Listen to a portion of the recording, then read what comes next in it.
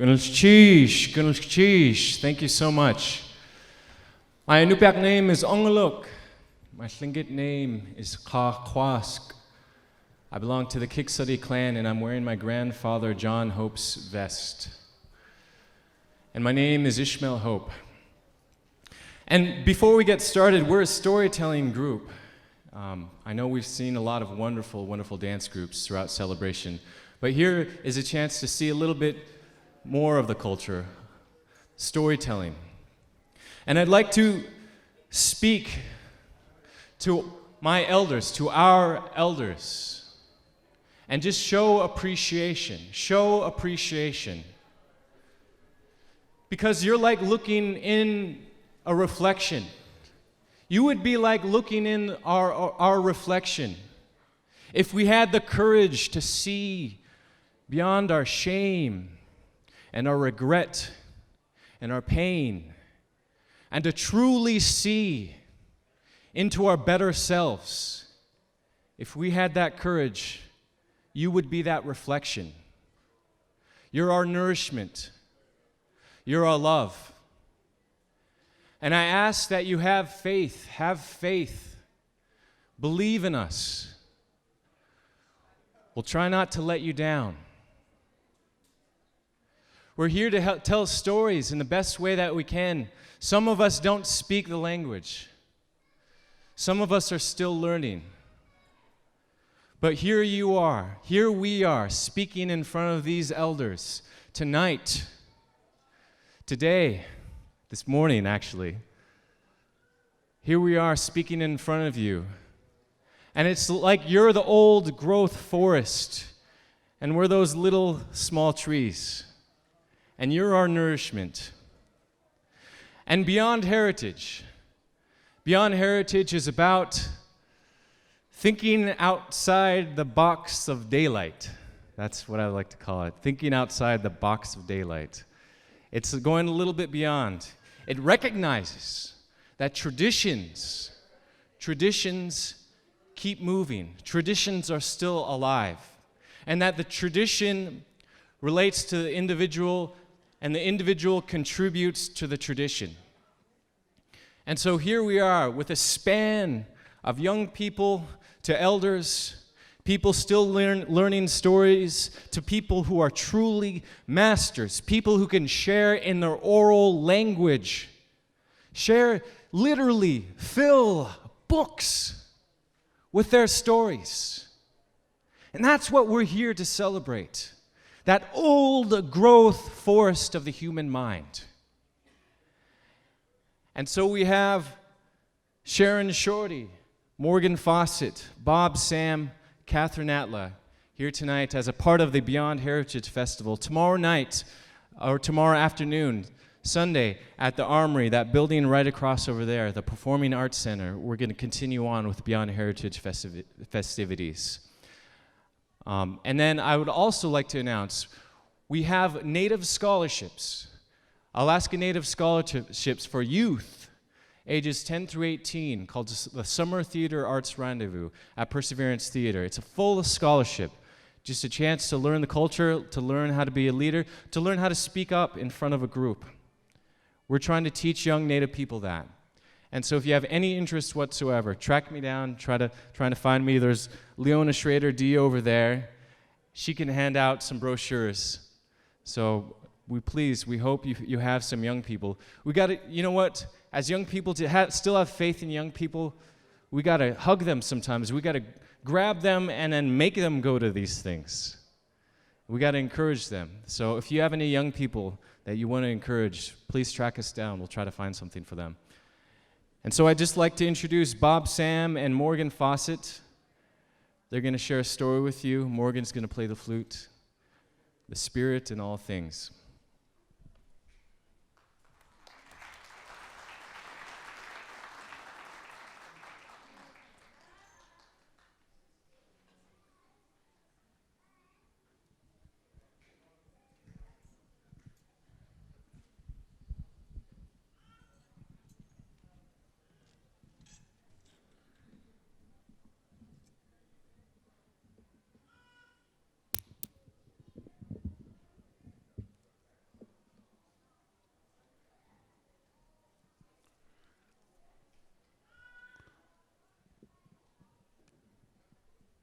These are not my words. These are the words of our ancestor. The man who taught me this story, his name is Donawak.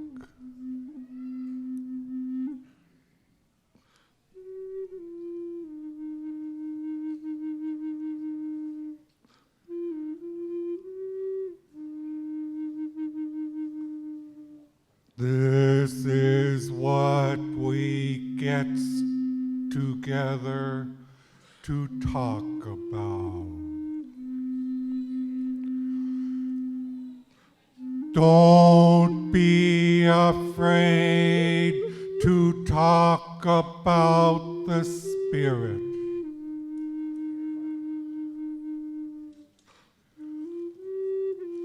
I'm gonna go back a little bit.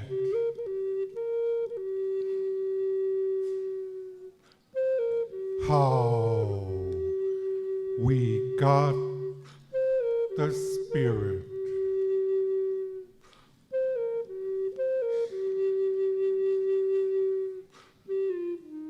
When the raven finished the tree, everything, it's dark. Still he looked at it, never moved. Our people sit here and look around. They don't know what to do. All the animals, even the fish in the water, no spirit, nothing moved. The raven, he went to the ocean.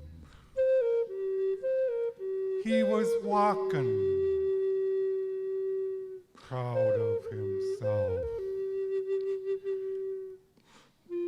Raven looked out.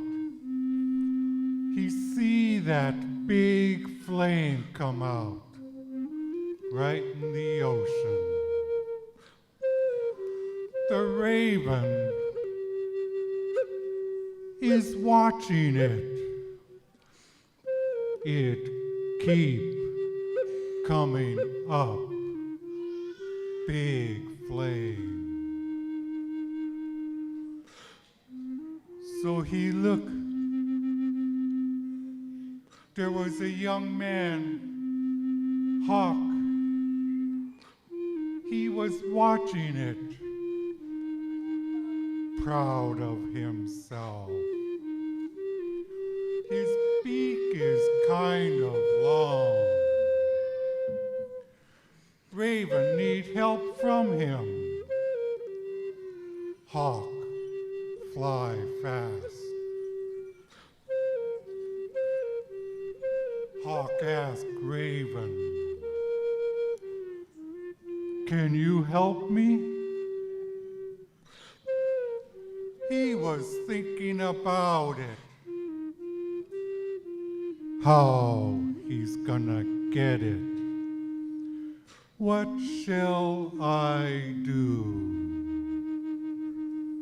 And this young man, whose beak is kind of long, asked Raven,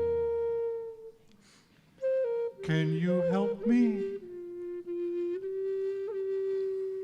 And Raven told him, "Can you help me?"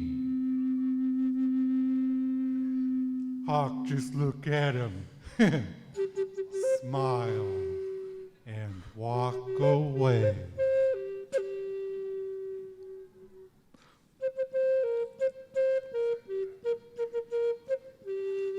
Second time when he's going by again,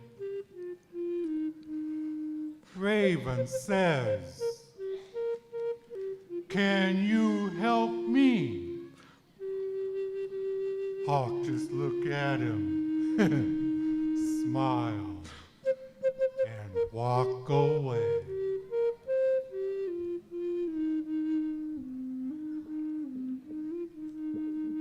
Third time when he's going by again, Raven asks, "Can you help me? I sure need your help." So Hawk turn around. "What you want me to do?" "I want you to get that fire out there."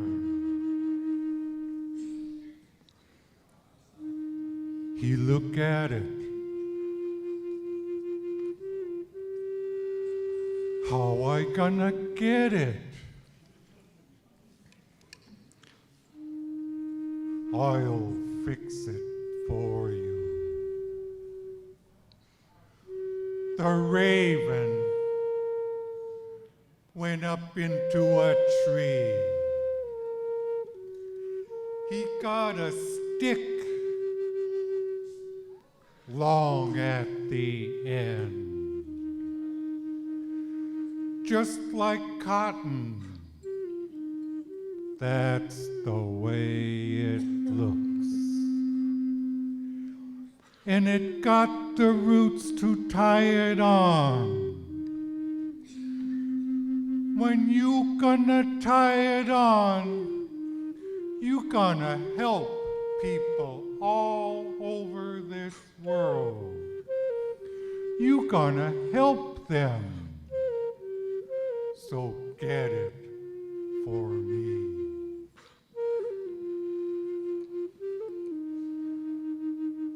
This story,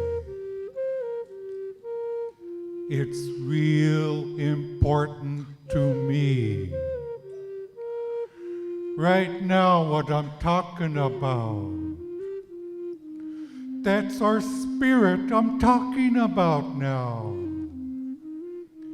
He says to that young man, "Young man, when you bring that fire to me, you gonna help people all over this world. You gonna help them. So get it for me." So Hawk went out.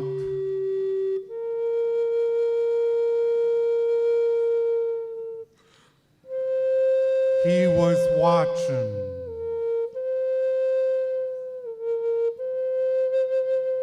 Soon as it come up, the second one, he let the end right to the fire. And he got it. Hawks flying in.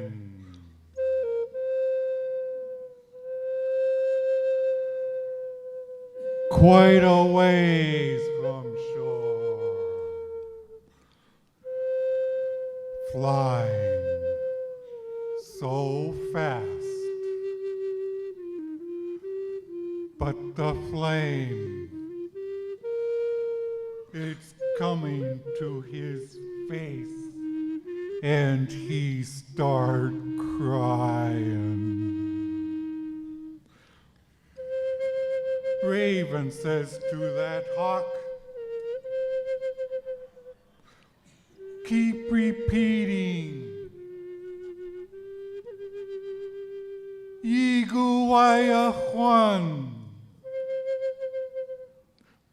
Be brave. You suffer for the people in this world with that fire. Bring it to me.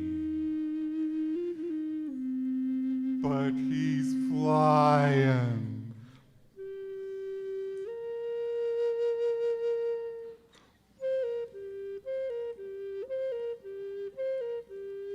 And crying.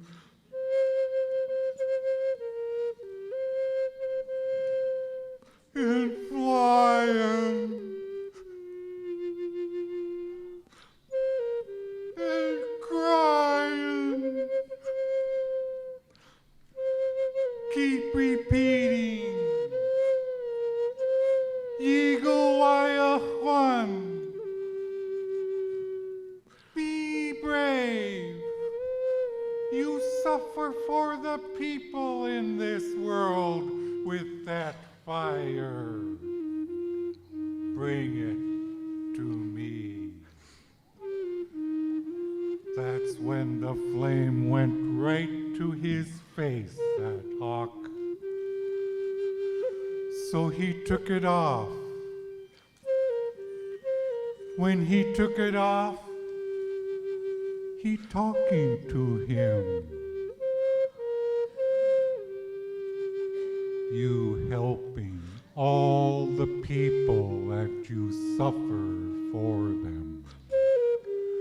The people will know you. That's when the flame went right to his face. When he took it off, he threw that flame into the ground, threw it into the cliff, threw it into the snow. Everything he throwed in got the spirit. The tree beginning to grow. Every year it comes out. If you look at it, the tree, it's real important, really important than everything, taking care of everything. You see in the tree, they run. What's flying, they rest there. And our people, when it's getting dark, when we go up, get a mountain goat, we go under the tree, have a shelter, like the house we got here. It's the shelter for everything. Everything, got everything down here in the shelter.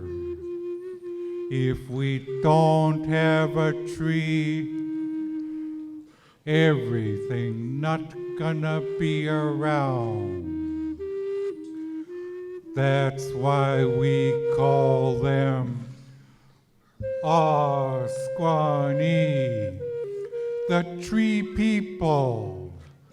They alive like we are.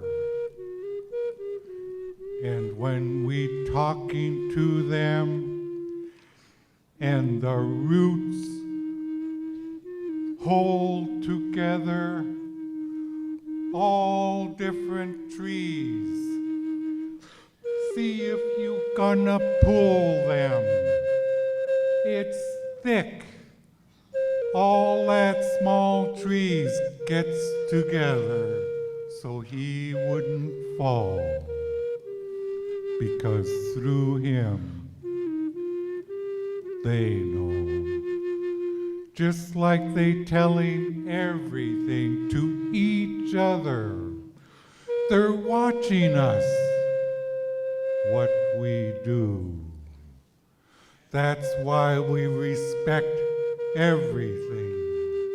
The tree, the rock, the ground, everything. From the raven, what he throwed in. Now I'm the one telling you, I'm getting old. You see that tree there? Old tree. It's gotta be right in the middle. When the wind comes, it's gonna come back and forth. And all the roots, all the trees, they gonna say, we try to hold you up. We do the best we can. But the day's gonna come when it's gonna fall. And the day's gonna come, I will be gone. Then you not gonna hear my voice. That's the reason why we respect the tree. From that we are learning everything. What you start from the beginning. Look to the end. The story I learned from my grandfather, I'm telling you, pass it on. This is what you gotta do. Pass it on. I'm so grateful to celebration so that we can pass our culture on to the next generation, like Morgan Fawcett playing the flute. Thank you.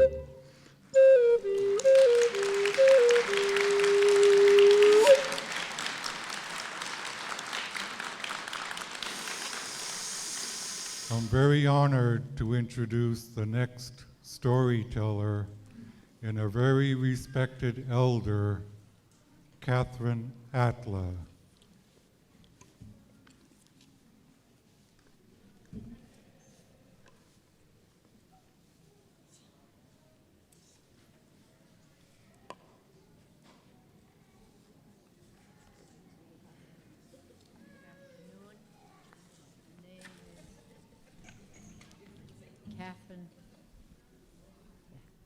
Catherine Atla. My Indian name is No Doi Di O, found another thing. And that's just what I thought of when I started continue my grandfather's stories, the legend stories and the ancestors' days. And now it's my grandfather's name was Francis Olin, and my grandmother was Christine Olin. And her Indian name was Claude Oidatno. As soon as she said, somebody said fish, and just cut fish right now in the fish net. And the stick just pulled, and that's what it means. I guess he was good with, somebody was good with fish net or catching fish. So today I like to tell one of the stories that I learned from my grandfather, some from grandmother. And my mother told me, my real mother told me that he took me when I was 8 months old. So I don't know, they must have taught me. Hardly anybody talk English in our village, and some way I learned to see Grandpa and Grandma. And that was my first English, almost till I was 15. I didn't see in classroom, but thanks to Eliza Jones in Maud of Kaikuk River, there's a village. She could write our story in our native tongue, and she helped me translate my stories. And I have 3 books. The first one is the way my grandfather told it, The second one is the story we live by. The third one is a one-man story. It takes Grandpa 3 evenings to tell that stories. It's Who Paddled. And seemed like that's not too long before New Creation, as this man lived in the fall and walk all winter and paddle all summer, I don't know how long beyond. And every person he came to, family, they all turned into animal. So at the end, when New Creation, there's one of the book has this story that we had wooden raft, similar to Noah's Ark, they say, and all animal, no human. So anyway, I like to tell these stories about willow grouse. One of the grandfather told to me. I started hearing those stories till since I was 4 years old. And in these 3 books, there's 30 some stories altogether. And this one story is about willow grouse. And so anyway, there was a fish camp, and it was maybe somewhere around after July or something. Berries was ready to pick. And these women wanted to go across the river and pick some berries. And the raven, of course, say, I'll take you women across. And so there was 2 older lady and 1 young girl. And so he went down the bank and started paddle across. He went down the bank and went in his canoe, and this girl ran down first before these old ladies. They were not really old, probably middle age. And the raven said, oh, no, wait, my bow and arrow is in here, so I can't take you, I'll take her. This older lady was just barely walking down. So she got into his canoe, took her across, then came back, and the young girl ran down again, and he said, oh no, I can't take you right now. My bow and arrow is here. And I guess that's why they have so much belief against things for girls and women. Because when they get out of luck with any animal, the men's, I'll tell this short story in between why this bear is so special for the girls. There's a certain time of the month only they can eat it, and there's a lot of belief. And there's some people prove that, and the young girls understand in Huslia that this this girl that happened to my husband is one of our girls ate the bear meat in wrong time in the month after month, and he never got another one for 14 years. And there's still this short story, because black bear and Link, they ask each other. The bear asked Link, what would you do if someone do you wrong? Link say, I won't look back, means he wouldn't give up himself to a person. And the bear said, I look back when the man gets gray hair, started to get gray hair. 14 years my husband hunt bear, he finally found one little one in the 14 years. And so that's why the bear is special to people around home. I think it's all over. So back to the story of Willow Grouse. So he took the second woman across, and he paddled back, and my boy and girl ran down again.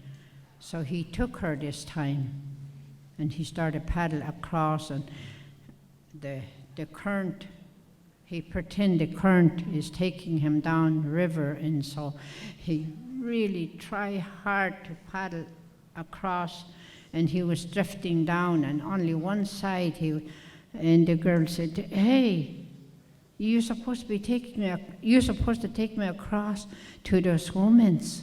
We're drifting down." He said, "I'm tired now. I'm so tired. This current is taking me." They keep saying, "I wanted to go across, not drift down." And no, he was drifting down river, so she got smart. People used to carry beside their birch bark basket for berries. At any time, they always carry their bone needle, and I don't know what they use for needle bag, probably some kind of skin. And she got that. And he had old torn caribou hide shirt, just really old, and she took her needle out and she started to wrap it around the cross piece. He wrapped it around, and she started stitch it really hard, just all the way across, and his old torn parka was just stitched to that cross piece. Then they were going, well, he's paddling down the river, and pretty soon he said, "Hey, I wanted to go to the bathroom. Would you let me off just a little while?" He said, "Oh no, I can't stop. Just go in the canoe, in the boat." He said, "No, I wouldn't do that. I gotta get off. That's not good for you to do that in your boat." So he started let her off, and he had some kind of rope, either a rawhide or my grandfather didn't sit this, but one of my cousin told me she heard that story too, and they have no way to make rawhide or any kind of rope, so when they kill a dog, they take the intestine out and they dry it. And I never heard of that in my grandfather's story, but my cousin told me. But he had some kind of long rope, and he tied it around her, and he let her off, and he said, "You don't have to go behind the brush." And he said, "Oh no, just right back here." And right away he untied that thing and tied to the stick that would spring with a bent. He tied in there, and she ran in the woods. And he said, "Hurry up, what's taking you so long?" And he was pulling that thing, and it pulled back. He pulled it harder, and it pulled back. He kept doing that. "Are you there?" No noise. "Oh no, she's running away." So he got a hold of his canoe on both sides, and he started jump up, and he just pulled him down. His shirt was tied to the stitched to the cross piece, and it just hurt his back. But he tried so hard again and again and again, and finally it just broke off on the both sides. He run up the bank, this bar sound like, run behind that brush where the rope was laying, and she ran back there, and here it was on the willows, and she's gone. Oh, he got mad, and he started to run. He could see where she ran. She was running and running, and she heard him not too far. And she was getting scared, and she was just running. Pretty soon she see narrow stick. She just ran right through. He heard him back there, right through between the two trees. And pretty soon he heard, bang! Whoa! Hurt my back, and he hear him running again. And here that cross piece was across, and it got stuck between the two trees, and he just fell back as hard as he could, and he just hollered. Pretty soon he hear him too close again. He was running, and he saw a big stump with this on this one place, just all kinds of dry roots, and it's just rough inside. And to tell you, I sell those 3 books when I have it. And my boss back here has the set, I think, and it's in one of them. And anyway, she ran under, and he just threw himself down in front of her. Oh! I'll poke you. Come on out. Come on out. If you don't come out, I'll poke you. She was just scared, but she just stayed there. Finally, he just started poking there. And I don't know if he heard a scream, but blood started to run out. And he, well, I'm killing her. And what is her fault? And he was in there still trying to poke far as he could, but he saw blood. And he kind of looked pretty soon, just full of dust and leaves and everything was just flying all over. He couldn't see. He heard something fly. He looked. He's right over here on the tree she's sitting. She became willow grouse. Then he couldn't do nothing no more, so that's the end of my stories. And thank you.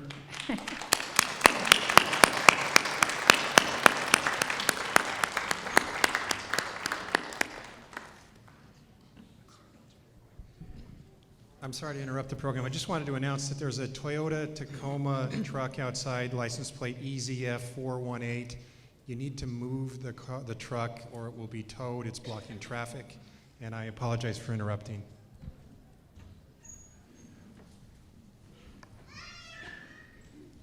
Kunishish, Clay Kachinak, Sharon Shorty, you had to isak, Klinga Kinak, Zint, you had to isak, Klinga Kinak, Kudua Kla, you had to isak, Kokatan Shau, Ayahat, Deslin Kwan, Ayahat, Kunishish.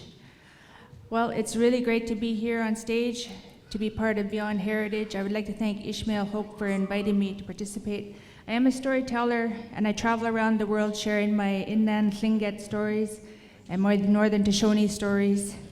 And I have to say, I always introduce myself in that way, and it's really nice to not have to translate that. So, Gunishish for that, and I thank MSM and my grandma Carrie for teaching me a little bit of Tlingit. I'm just waiting for my elders and my family to come closer. I was taught storytelling by 2 of my grandmothers, my maternal and my paternal.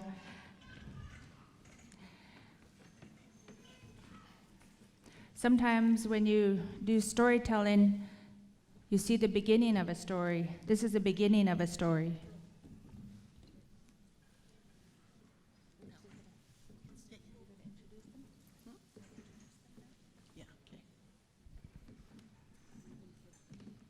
Hello, you get a honky.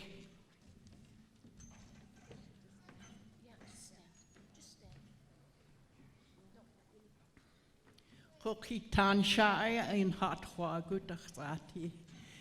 Ye in shiguchta sa. Gook. Masi do a sa.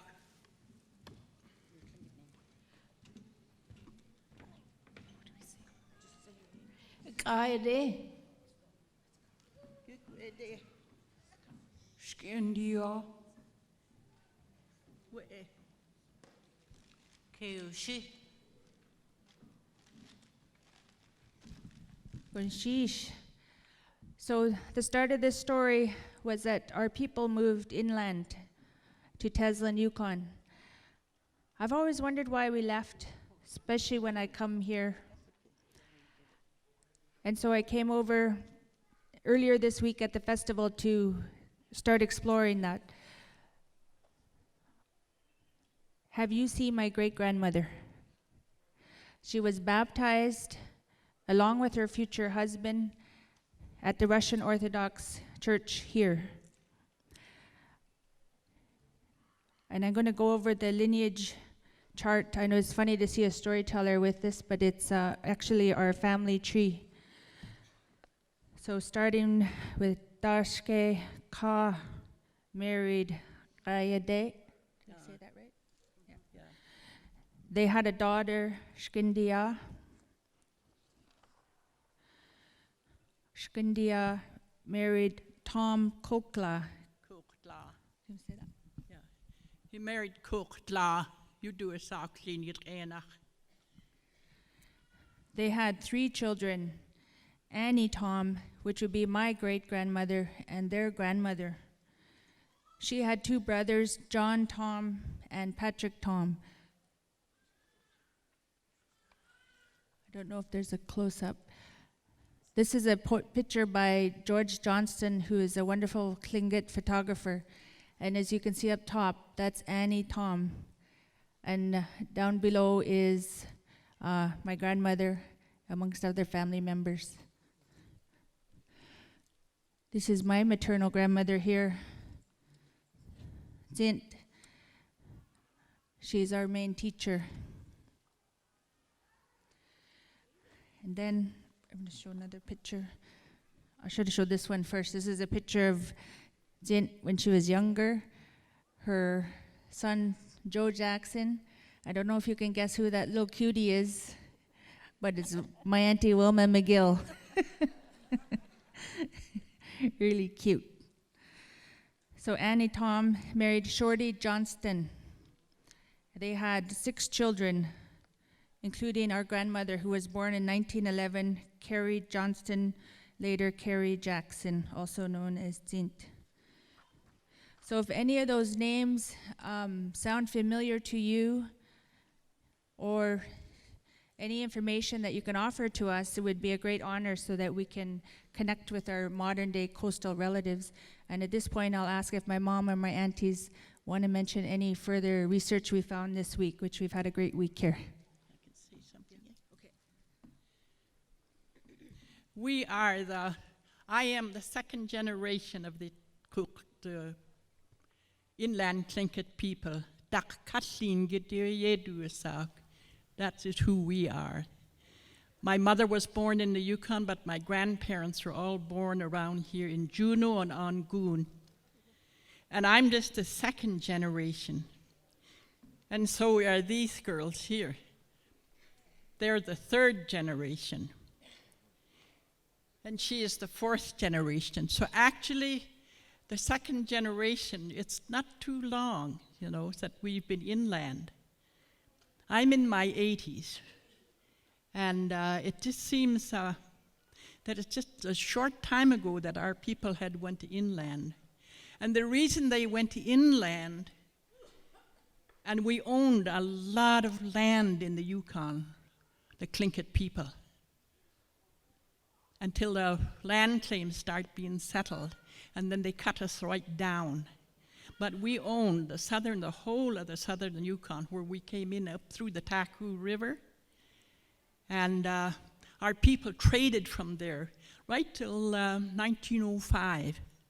There was lots baptized right in the ocean down here with the Orthodox Church.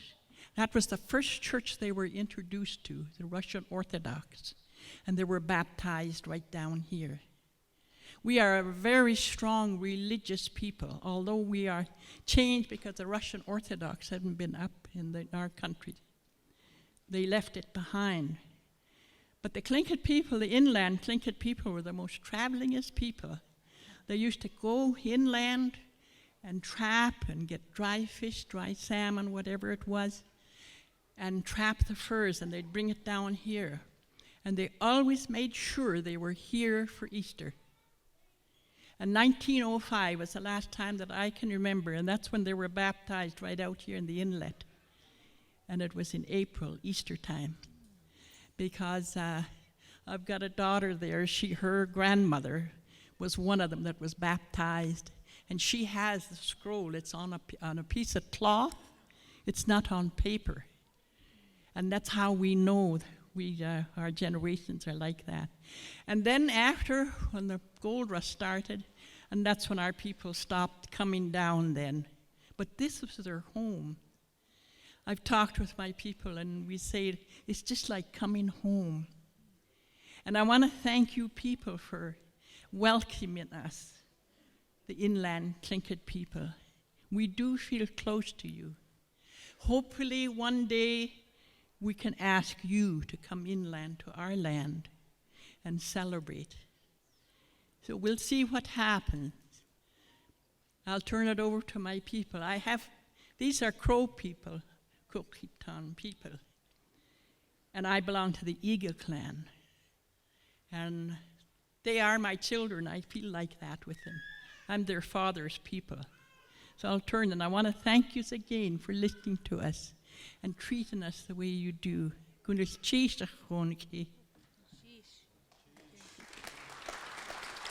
Say more?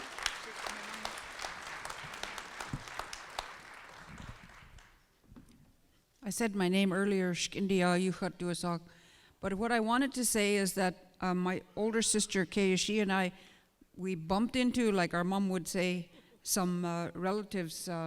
Her name is Diane Church, and I don't know if she's here this morning, but she heard us talking about mom talking about us coming from Ock Bay. Oh, she said Ock Kwan. And then I also mentioned that my mom said we could use the shark as well. And someone else told me that shark people come from that area. So we do feel like we come home. And if any of Diane Church's relatives are here, you're also our relative. Because Diane said Martha Van Heel, who is from the Yen Yeti people, was related to her. And Martha Van Heel and our mother, this lady here, were first cousins. So I went over to Diane, put my arm around her, and I said, "Hello, cousin," because that's how my mom said, "My cousin Mata."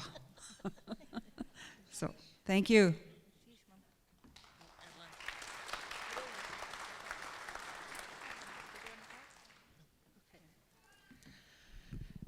So what I'd like to do is come back in a year, or come back, I guess maybe it's going to be Easter time, for the clan conference next March. And hopefully when I come, I can share the rest of the story that we've been working on over until then. And I did want to say that next July in Teslin, Yukon, where I live, it's about an hour and a half drive south of Whitehorse, we're having a Daka gathering, and we did want to invite all of our coastal relatives. We are going to pick so many soapberries in honor of you coming, because we didn't know how much you love soapberries, but we should have known it because my grandma loves soapberries too. And we would like to honor you during that time right on Teslin Lake, and camp and visit together and dance and show you our inland Tlingit life. So I would like to thank all my family to come stand here with me. It's the first time they came and stood during my stories. Gunshish, Auntie Wilma. And on a count of three, would you just say, "Happy birthday, Auntie Wilma"? 1, 2, 3. Happy birthday, Auntie Wilma! It's a celebration. It's her 65th birthday, so she's allowed in the elder room today. So I'm going to sheesh. Tomorrow is my last day to perform at the hall over there at 4 o'clock. I do have a little bit of soapberries left. If you're still here, I'm going to share it with you, and you're going to see another character of mine called Grandma Susie. So going to sheesh. You go going. Thank you. Thank you. Kunashish.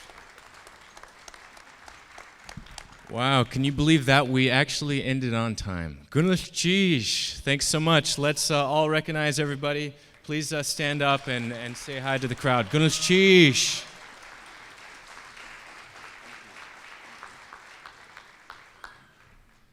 Thank you so much, and I hope to see you tomorrow at the Armory at 4 p.m. Good chish.